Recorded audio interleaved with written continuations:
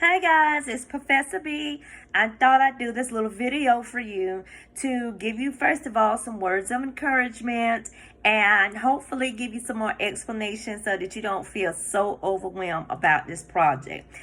This is nothing that we haven't talked about before. We talked about this project the entire semester, and so now you're just taking what we've talked about and put on paper, okay? So I'm going to go through the parts of the written portion, and then feel free to, if you still have questions, to call me, email me, or send me a message on GroupMe. Okay.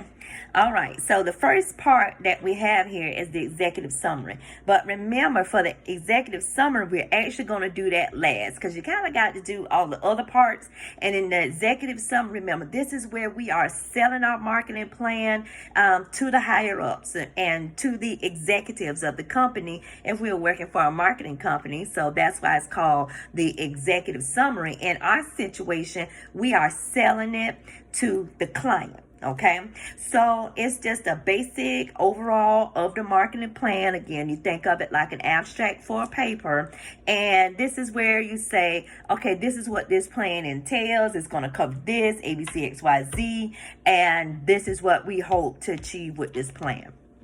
Okay. Part 2 starts to talk about your situation analysis.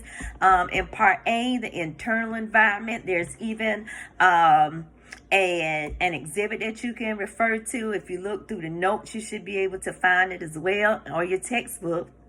It's going to be lucky to have one. If you don't, Cengage does offer free access during this time. Okay, so you're just giving an overview pretty much of the firm's current situation. What are they doing? We've talked about some things that they have done well, some things that they haven't done well, and some things they're all over the place with. So this is where you talk about those things with. And I think the bullet points, if you answer those questions, you will hit this one on the head. All right. And B, who are the firm's potential customers? We start to break down the customer environment. Tell me what the customers look like. Okay. And again, the paragraph there I think will help you answer that. Okay.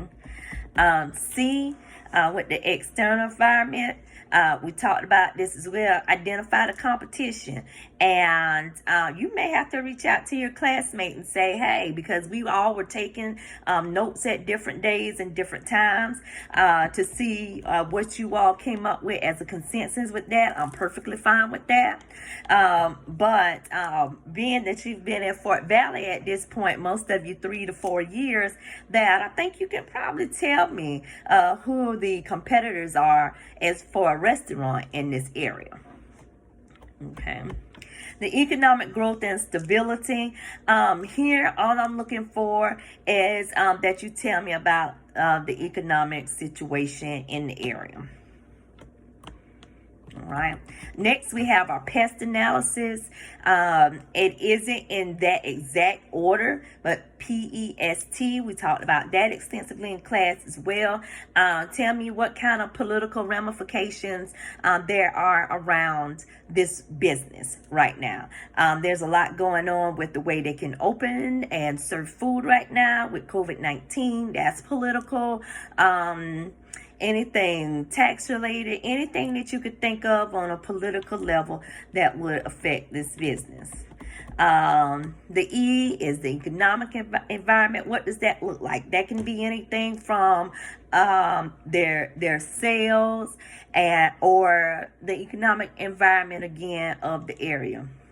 S is the social culture environment. Here you can talk about the culture within the organization. You can talk about the culture in Fort Valley, for example, because the culture is definitely going to impact who comes in there.